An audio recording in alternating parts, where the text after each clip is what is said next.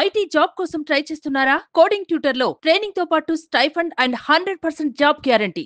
నమస్తే, నేను Keshav. Welcome to Suman TV. Andhra Pradesh ఉప ముఖ్యమంత్రి పవన్ కళ్యాణ్ ఒక బిగ్ బ్రేకింగ్ న్యూస్ చెప్పారు. భారీ ఎత్తున విరాళాన్ని ప్రకటించారు. రాష్ట్రంలో ముఖ్యంగా తెలుగు రాష్ట్రాల్లో నేట మురిగినటువంటి ప్రాంతాలు, గ్రామ పంచాయతీలు, బాధిత ప్రజల్ని ఆదుకునేటువంటి క్రమంలో పెద్ద ఎత్తున విరాళానికి సంబంధించినటువంటి ప్రకటనని పవన్ కళ్యాణ్ చేశారు. ఎంత ప్రకటించారు పెద్ద ఎత్తున అంటే అది ఊహించడానికి కూడా చాలా కష్టమైనటువంటి అంశం. మరోవైపు నుంచి చూస్తే ఉప ముఖ్యమంత్రి హోదాలో రాష్ట్రంలో సహాయ చర్యలు జరుగుతున్నటువంటి విధానాన్ని, రాష్ట్ర ప్రభుత్వం తీసుకున్నటువంటి చొరవని, జాగ్రత్తల్ని వివరిస్తూనే రాబోయే రోజుల్లో విజయవాడ లాంటి మహానగరాల్లో వరద బీభత్సాలు జరగకుండా ఉండాలంటే ఏం చేయాలి, దానికి కూడా ఒక మంత్రోపదేశం చేశారు పవన్ కళ్యాణ్. ఏంటి ఆ విశేషాలు విశ్లేషించేటువంటి ప్రయత్నం చేద్దాం. మనతో పాటు చంద్ర శ్రీనివాస్ గారు, పొలిటికల్ అనలిస్ట్ ఉన్నారు. చంద్ర శ్రీనివాస్ గారు నమస్కారం. నమస్కారం కేశవ్ గారు. పవన్ కళ్యాణ్ గారు ఒక పవర్ పంచ్ ఇచ్చినట్టుగా కనిపిస్తుంది ఈ ప్రెస్ మీట్లో. ఎందుకంటే 2-3 రోజుల నుంచి సహాయక చర్యల్లో ఆయన ఎక్కడా ల్యాండ్ అవ్వలేదు, దిగలేదు, ల్యాండ్ అవ్వలేదు, దిగలేదు, ఇదే పాట పాడారు. ఆయన దిగితే ఎలా ఉంటుంది అన్నట్టుగా ఉంది ఇది. ఏంటి ఆయన చేసినటువంటి అనౌన్స్మెంట్ని ఏ విధంగా చూడాలి? డెఫినెట్గా సోకాల్డ్ విమర్శించే రాజకీయ నాయకులు ఎవరైతే ఉన్నారో బుద్ధి తెచ్చుకోవాలి. ఒక నాయకుడు పరిపక్వత చెందితే ఎలా ఉంటుందో, ఎప్పుడు వచ్చామన్నది కాదు, ఏం చేసామన్నది ముఖ్యం. 3 రోజుల నుంచి లేదు అంటున్నారు కదా. ఒక్కరోజు నిన్న వచ్చాడు. నిన్న మొత్తం కంప్లీట్ డిజాస్టర్ మేనేజ్మెంట్తో కలిసి కంట్రోల్ రూమ్లో హోమ్ మినిస్టర్తో కలిసి కంప్లీట్గా ఏమేం జరుగుతుందో వాళ్ళకి ఏం అందజేయాలి గ్రాస్ రూట్ లెవెల్లో చూశాడు. ఈరోజు మార్నింగ్ పంచాయతీ అండ్ ప్రిన్సిపల్ సెక్రటరీతో, మిగతా సెక్రటరీతో మాట్లాడాడు. ఏం జరుగుతుందో మొత్తం కూడా ఫైనల్గా నేనేం చేస్తున్నానని చెప్పాడు. దాంతో ఒక్కసారికి చంపక చల్లమనిపించినట్టున్నాడు. నాకు తెలుసండి, మీకు దాదాపు 3 దశాబ్దాల అనుభవం ఉంటుంది, నాకు 2 దశాబ్దాలుగా రాజకీయాలతో ఉన్నది. ఇటువంటి నాయకుడు నేను చూడలే. నేను హ్యాట్సాప్ పవన్ కళ్యాణ్ చెప్పాలి. ఎందుకంటే అతను గుండా ఏంటో అనుకుంటాను. సంపాదించింది రాజకీయాల్లో 10 కోట్లు సంపాదిస్తే 100 కోట్లు, 10 కోట్లు ఖర్చు పెడితే 100 కోట్లు సంపాదించుకోవాలి. రిటర్న్ ఇన్వెస్ట్మెంట్ ఈ రోజుల్లో తెలంగాణ ప్రభుత్వానికి ₹1, ఆంధ్రప్రదేశ్ ప్రభుత్వానికి ₹1 కాకుండా ఆంధ్రప్రదేశ్లో ఈ వర్షాల వల్ల ఇబ్బంది పడిన 400 పంచాయతీలకు ఒక్కొక్క పంచాయతీకి ₹1,00,000 అంటే 4 కోట్లు అండి. అంటే మొత్తం ₹6 కోట్ల ఏ నాయకుడైనా దేశ చరిత్రలో చూసాం మనం. ఇంతకుముందు గతంలో మీరు కూడా అనేక మంది ముఖ్యమంత్రులు చూసుంటారు. ఏ మంత్రి అయినా, ఏ ముఖ్యమంత్రి అయినా ఎవరు కూడా సొంత డబ్బులు ఇచ్చిన వాళ్ళు లేరు. ₹1 సొంత డబ్బులు ప్రకటన అనేది. ఎందుకంటే ఆయన వ్యక్తిగతంగా నేను వెళ్ళి వాళ్ళకి డబ్బులు పంపిస్తాను, నేను అవకాశం ఉంటే అక్కడికి వెళ్తాను. ₹1,00,000తో ఏదో అద్భుతం జరుగుద్దని కాదు, కానీ ఆ ₹1,00,000తో కనీసం శానిటేషన్ బాగుపడినా కానీ ఆ గ్రామాలు బాగుపడతాయి. ఆయన మంచితనం చూడండి. నాకు సాటిస్ఫై కావట్లేదు. నాకున్న దాంట్లో ఇప్పుడు అంటున్నాడంటే ఇప్పుడు నేటి తరం సినిమా నటులు కావచ్చు, ప్రముఖ పారిశ్రామికవేత్తలు కావచ్చు, రాజకీయ నాయకులు కావచ్చు, అతను చూసి నేర్చుకోవాలా. దశాబ్దం పైన ఉన్నాడు, ఎక్కడ ఆయన గెలిపించలా. ఒక ఎమ్మెల్యే కాదు, ఓడించి అసెంబ్లీ గేట్ దాటనివన్నారు. 22 మందితో 100% స్ట్రైక్ రేట్తో వెళ్ళాడు. 2 నెలలు ఆయన పరిపాలన చూస్తే రాజకీయ నాయకుడు అంటే ఇలా, ఉప ముఖ్యమంత్రి ఇలా, ఎమ్మెల్యే అంటే ఇలా, మంత్రి అంటే ఇలా అని చూపించాడు. ఇవన్నీ ఒక ఎత్తు అయితే 3 రోజులు ఆయన అన్నారు, అనరాని మాటలు అన్నారు కదా. ఏమైంది ఈరోజు? ఏం చెప్తారు దీనికి సమాధానం? 400 గ్రామాలకి, పంచాయతీలకి ఆయనే ఎందుకు ఓన్ చేసుకోవాలి సార్? ఇంకెవరు లేరా ఈ రాష్ట్రం మీద బాగుపడి, ఈ రాష్ట్రం మీద పరిశ్రమలు పెట్టి, ఈ రాష్ట్రం సంపదను దోచుకునే వాళ్ళకి, ఈ సోకాల్ నాయకులకి లేదా? ఇదే జగన్మోహన్ రెడ్డి గారు గత సంవత్సరాలు 5 సంవత్సరాలు చేశారు కదా. ఏ రోజున సొంత వ్యాపార సంస్థల నుంచి ₹1 అయినా తీసి ఇచ్చాడా? తన బిడ్డల డిపాజిట్లు కూడా కరిగించి 34 కోట్లు తృఢపాయంగా 5,000 మంది రైతులకి ఇచ్చాడండి ఆయన. కౌలు రైతులకు ఇచ్చాడు. ఇంకా ఎక్కడ ఇన్సిడెంట్ జరిగితే ఉదుహు తుఫాన్ అప్పుడు ₹1 ఇచ్చాడు, సైనిక నిధులు ₹1 ఇచ్చాడు, తెలంగాణలో ముఖ్యమంత్రి ₹1 ఇచ్చాడు. ఏం సార్ అది? వాయనాడు కూడా మొన్న ఆయన అనౌన్స్ చేశాడు.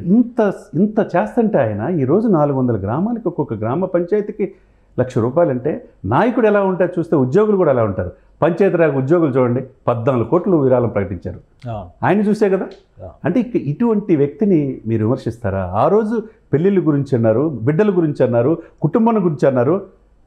అయిపోయింది, అదంతా అయిపోయింది. దేశ ప్రధాని మనల్ని పొందాడు. ఈరోజు ఏమంటారు? ఇప్పుడు 3 రోజులు కనపడలేదన్నారు కదా.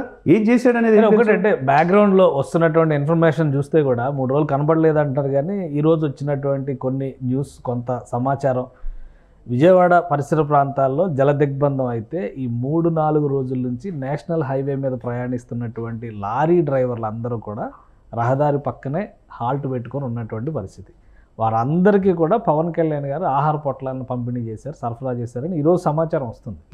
అంటే ఈ 3 రోజులు వాళ్ళకి రహదారి పునరుద్ధరణ జరిగే వరకు కూడా వాళ్ళకి అలాంటి ఏర్పాట్లు చేశారు పవన్ కళ్యాణ్ గారు అనేటువంటిది సమాచారం. డెఫినెట్గా సార్. ఇప్పుడు ఆయన ఒక చేతితో చేసిన దానం ఇంకో చేతికి తెలియనీడు. అది వాళ్ళ అన్నగారి నుంచి నేర్చుకున్నాడు. మెగాస్టార్ చిరంజీవి గారి గురించి ఆయన అన్నను మించిన తమ్ముడుగా అయ్యాడు. ఈరోజు ఉప ముఖ్యమంత్రి అయ్యాడు, దేశానికి ఆదర్శమైన పొలిటీషియన్గా అయ్యాడు. ఈరోజు ఎంత డబ్బు ఉన్నా సార్, రోజుకు 2 కోట్లు సినిమా తీస్తే సంవత్సరానికి 1000 కోట్లు, ఇది కాదురా బాబు, నాకు ఆంధ్రప్రదేశ్ ప్రజలకి ఏదో చేయాలా, నేను పుట్టిన గడ్డకు చేయాలని, నా దేశానికి చేయాలని ఎందుకు సార్ ఆయన తప్పిస్తున్నాడు? ఆయన చూస్తే కొద్ది బాధ వేస్తుంది. తన ఫ్యామిలీ కూడా కాదని చెప్పి ప్రజల కోసం చేస్తుంటే ఆ వ్యక్తిని వీళ్ళు విమర్శిస్తారు. ఈరోజు జగన్మోహన్ రెడ్డి గారు నిన్న వెళ్ళారు కదా, 10 కోట్లు ఇవ్వచ్చుగా, 1,00,000 కోట్లు ఉందని చెప్పి చాలామంది చెప్తున్నారు కదా. ఒక 10 కోట్లు జగతి పబ్లికేషన్, భారతీయ సిమెంట్స్ చాలా ఆస్తులు ఉన్నాయి కదండి, ఒక 10 కోట్లు తీసి ఇవ్వచ్చు కదా. పొలిటీషియన్ కదా ఏపీలో ఆస్తుల ప్రకటన అంటే ప్రకటించిన వాళ్ళు రిచెస్ట్ పొలిటీషియన్. మరి వాళ్ళ ఆస్తులు తీసి 10 కోట్లు ఇవ్వచ్చు కదా సార్. లేకపోతే 10 కోట్లు తీసేయండి, 4 కోట్లు ఇచ్చాడు.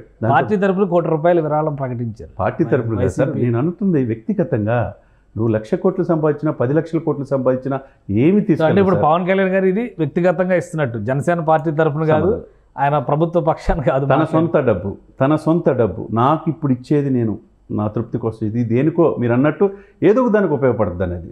ఎవరు సార్ ఈ తెలిసిన రాజకీయ జీవితంలో 75 సంవత్సరాలు, మనం స్వతంత్రం వచ్చి 78 సంవత్సరాలు అవుతుంది కదా. ఇప్పటి వరకు మనం ఇటువంటి పవన్ కళ్యాణ్ లాంటి వ్యక్తిత్వం ఉన్న నాయకుని మనం చూసాం. కేశవ్ గారు, మనం ఎప్పుడు చాలామంది పవన్ కళ్యాణ్ పొగుడుతున్నారంటే జాతీయ రాజకీయాల్లో ఎలా అవుతాడు, సినిమాలో పనికి వచ్చాడు, రంగులు వేసుకొచ్చేవాడు అని చాలామంది నాయకులు అన్నారు కదా. ఇప్పుడు ఏం సమాధానం చెప్తారు? ఇది రాజకీయ నాయకత్వం. రాజకీయ పరిపక్వత అంటే ఏంటి? ఓర్పు అంటే, నేర్పు అంటే, చేర్పు అంటే, కూర్పు అంటే, ఈ 4 కలిస్తే పవన్ కళ్యాణ్. కాబట్టి నేటి తరం నాయకులు ఆయన చూసి బుద్ధి తెచ్చుకోవాలి. డబ్బు ఒక్కటే సంపాదన కాదు, 10 మంది చేత మంచి అనిపించింది. ఇంకొక విషయం కూడా పవన్ కళ్యాణ్ గారు మొత్తం ప్రెస్ మీట్లో ప్రస్తావించినటువంటి ఇంకొక కీలక అంశం ఆక్రమణలకు సంబంధించి. బుడమేరు పరిసర ప్రాంతాలు, బుడమేరులో 90% ఆక్రమణలు జరిగినాయి. దాని మీద ఉక్కుపాదం మోపాల్సిన అవసరం ఉంది. హైడ్రా లాంటి వ్యవస్థ రావాలని చెప్పన్నాడు ముఖ్యమంత్రి. ఇక్కడున్న రేవంత్ రెడ్డి గారిని కూడా ప్రశంసించారు. అంత కఠినంగా నిర్ణయాలు తీసుకోవాల్సిన సమయం వచ్చింది అన్నాడు. 90% ఆక్రమించుకోబట్టి బుడమేరు, దానివల్ల కొంతమంది వల్ల మిగతా అంతా కూడా లక్షల మంది లాస్ అయినట్టే కదా సార్. దానికి కొంతమంది మధ్యతరగతి ప్రజలు వాళ్ళు రిటైర్మెంట్ డబ్బులతో కట్టుకున్న వాళ్ళని అది ఏం చేయాలా అనేది ఆల్టర్నేట్ చూడాలంటున్నాడు.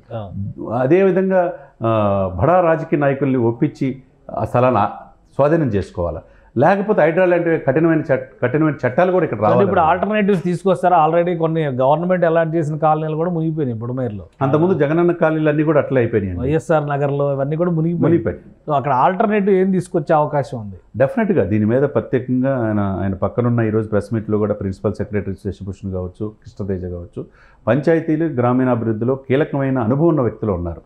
దాన్ని చూసుకొని గ్రామాలకు పంచాయతీకి ఇబ్బంది లేకుండా ఆ చెరువుల్ని ఎలా కాపాడుకోవాలి, ఆ సరస్సులను గోదావరి, కృష్ణ ఇవన్నీ దాని పర్యావరణ ప్రాంతాల్లో ఎవరు ఆక్రమించుకున్నారు, గత ప్రభుత్వం ఎలకేట్ చేసిందేంటి, వాళ్ళకి మళ్ళీ పునరావాసం ఏ విధంగా కల్పించాలి అనేది ఒక కమిటీ వేసి రివ్యూ చేసి తప్పకుండా వాళ్ళకి న్యాయం చేసి, అదే పేద ప్రజలకు న్యాయం చేయాలి.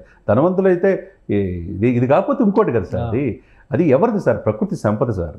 ప్రకృతి పర్యావరణం పంచభూతాలు మనకి ఏమిస్తారు? హ్యాపీగా బతకమని గాలి, నీరు, అది కూడా గాలి పీల్చుకోవడానికి కూడా లేకపోతే, తర్వాత చెట్లు లేకపోతే ఆక్సిజన్ అందించడానికి, చివరికి మంచి నీరు కూడా వాటర్ బాటిల్ కొనుక్కునే పరిస్థితి కారణం ఎవరు? మనమే.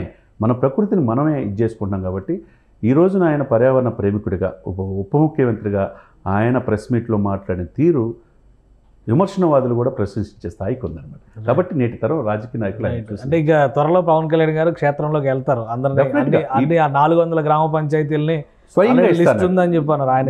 ఆయన ఐడెంటిఫై చేసుకున్నాడు, ఆయన పర్సనల్ బంధం సర్వే చేసుకున్నాడు, గవర్నమెంట్ రిపోర్ట్ ఇచ్చింది. స్వయంగా ఈ 400 పంచాయతీలు ఏవైతే ఉన్నాయో ఆయన సభలు పెడతాడు. 4 సభలో 5 సభలో పెట్టి గ్రామ స్థాయిలో వెళ్ళి ఆ గ్రామ పంచాయతీలకి స్వయంగా గ్రామ సర్పంచ్కి ఇచ్చే అవకాశం స్పష్టంగా కనపడుతుంది. రైట్, థ్యాంక్ యూ శ్రీనివాస్ గారు, మీ అభిప్రాయం తెలియజేస్తానికి. ఇది ఉప ముఖ్యమంత్రి పవన్ కళ్యాణ్ ఒక ప్రకటన చేశారు. అద్భుతమైన ప్రకటన, ఆంధ్రప్రదేశ్ చరిత్రలో బహుశా ఇప్పటివరకు ఎప్పుడు చూడనటువంటి ప్రకటన. నేట మునిగినటువంటి గ్రామాలని కాపాడుకునేటువంటి క్రమంలో వాటిలో పునర్నిర్మాణ కార్యక్రమాలు జరిగేటువంటి ఉద్దేశంతో గ్రామానికి ₹1,00,000 చొప్పున 400 గ్రామాలని ఆయన గుర్తించినట్టుగా చెప్పారు. 400 గ్రామాలంటే 4 కోట్ల రూపాయల సాయంతో పాటు సీఎం రిలీఫ్ ఫండ్కి తెలంగాణకి ₹1,00,00,000, ఆంధ్రప్రదేశ్కి ₹1,00,00,000, మొత్తం 6 కోట్ల రూపాయల భారీ విరాళాన్ని ఉప ముఖ్యమంత్రి పవన్ కళ్యాణ్ ప్రకటించారు. అదేవిధంగా హైడ్రా తరహాలో అత్యంత కఠినమైనటువంటి నిర్ణయాలు ఆంధ్రప్రదేశ్లో తీసుకోవాల్సినటువంటి అనివార్యత ఉంది అని ఆయన స్పష్టంగా చెప్తున్నారు. గత 20 ఏళ్లుగా బుడమేరు పొంగకపోవడం వలన 90% కబ్జాల పాలైందని, దీని వెనక గత ప్రభుత్వంలో ఉన్నటువంటి కీలక వ్యక్తులు కూడా ఉన్నారని పవన్ కళ్యాణ్ ఆరోపిస్తున్నారు. సో వీటన్నిటిని సరిచేసేటువంటి బాధ్యతని ప్రస్తుత ఆంధ్రప్రదేశ్ ప్రభుత్వం తీసుకుంటుందని ఆయన భరోసా ఇస్తున్నారు. రాబోయే రోజుల్లో ఏం జరుగుతుందో వేచి చూడాలి. ఇది special discussion. Keep watching. Suman టీవీలో మీ పర్సనల్ అండ్ బిజినెస్ ప్రమోషన్స్ కోసం కింది నెంబర్కి కాంటాక్ట్ చేయండి.